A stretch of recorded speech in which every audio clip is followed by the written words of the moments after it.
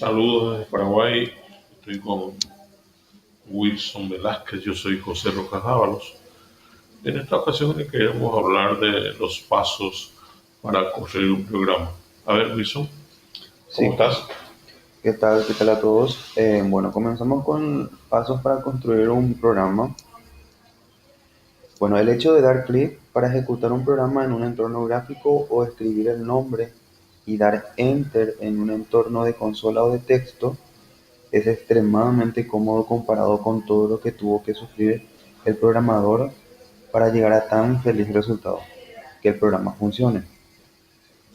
Este sufrimiento se da en menor o mayor medida dependiendo del grado de acatamiento que haya dado el programador a unos pasos que ayudan a ordenar la concepción de un nuevo programa. Sobre estos pasos hay diferentes versiones de acuerdo al autor que se consulte. De esas versiones trataremos de hacer un punto medio agregando ya nuestras propias observaciones. Y creemos que la mejor manera de empezar a explicar estos pasos es con un ejercicio de comprensión, cuyo enunciado transcribimos a continuación. Bueno, nuestro ejercicio en sí es preparar el programa que permita obtener la suma de dos números enteros ingresados por teclado. No sé si quieres antes de agregar algo más antes de empezar con los pasos. Y nada más que decir que lo que ya dijo, se leyó en el material, que según el autor que consulta van a encontrar diferentes formas de encarar un ejercicio, algunos más cortos, otros más largos. Nosotros hicimos una consulta de varios materiales y tenemos nuestra propia versión.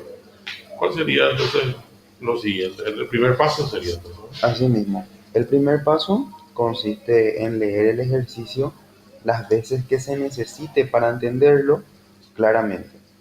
A estos, a esto, algunos autores y docentes llaman leer el enunciado del ejercicio N veces. Es muy importante. Hay Claro, que leer hasta entender, no hay que cansarse de leer hasta entender. sin quedar sin duda, ¿verdad? Exacto. Y lo que viene a continuación tiene mucho que ver con esa lectura previa. Sí. Suponiendo ya que se cumplió el primer paso, vamos a pasar obviamente al segundo paso. Esto sería plantear el ejercicio en un lenguaje coloquial antes de pasarlo a uno más formal, como sería el pseudocódigo, ya sea diagrama de flujo u otro tipo de representación más estructurada. A esto atrevemos a agregar una herramienta. Nos atrevemos. Sí, claro, nos atrevemos a agregar una herramienta que consideramos fundamental para el correcto planteamiento del ejercicio, que sería la prueba de escritorio. Sí, en ese aspecto quiero hacer un comentario. Sí, La prueba de escritorio normalmente se hace una vez que uno termina el algoritmo. Nosotros planteamos acá algo que no van a encontrar normalmente en los libros, que la prueba de escritorio se haga antes. ¿Para qué es? Para entender. Y esta ujú, prueba de escritorio, acá hay una forma que se muestra de hacer, pero ustedes pueden hacer de la forma que quieran, con tal de que entiendan. La prueba de escritorio consiste en entender cómo va a funcionar el algoritmo, qué queremos que haga el algoritmo que finalmente se va a convertir en programa. ujú, Continuamos. claro. Esta prueba tradicionalmente se usa para evaluar un algoritmo ya resuelto. La experiencia nuestra en el proceso de enseñanza-aprendizaje de temas similares nos ha demostrado que ayuda en gran medida a la comprensión del problema a ser resuelto y por lo tanto a su mejor planteamiento. Vayamos a los hechos. Para sumar dos números se necesitan conocer sus valores. Esto implica que tenemos dos datos de entrada, por lo tanto necesitamos dos variables numéricas enteras para la entrada de datos. El proceso será aplicado en la suma de dos números enteros que están almacenados en dos variables enteras. El resultado de la suma se debe guardar en una tercera variable. El resultado de la salida es mostrar el valor de la suma calculada. Y aquí tenemos obviamente la prueba de escritorio. Dice si A es la variable que contendrá el primer sumando, B el segundo sumando y S la suma. Una prueba con datos podría verse así. Vemos la primera columna donde obtenemos el valor de A. Acá en la segunda columna obtenemos el valor de B. Y luego hacemos la operación, ¿verdad? De S es igual a más B, obteniendo la suma de los dos sumandos. Y mostramos el resultado. En este caso va a ser 5. Luego dice, con estos elementos de juicio podríamos esbozar al algoritmo usando lenguaje Muy coloquial. bien. Obtener el valor de A. Segundo paso que sería obtener el valor de B.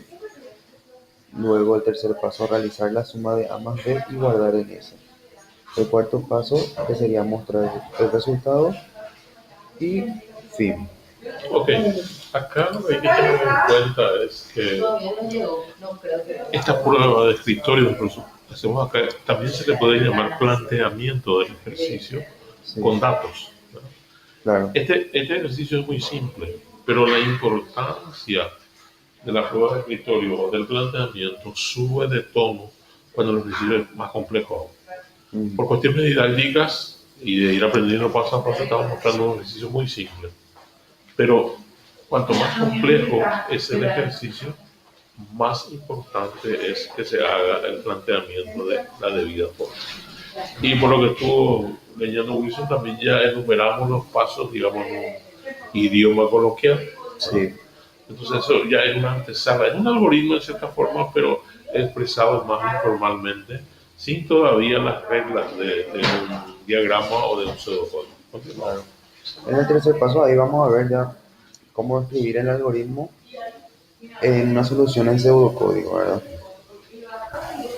Acá tenemos proceso suma, leer A, luego leer B, que son los sumandos, luego la operación S es igual a más B, imprimir S y ahí termina el proceso.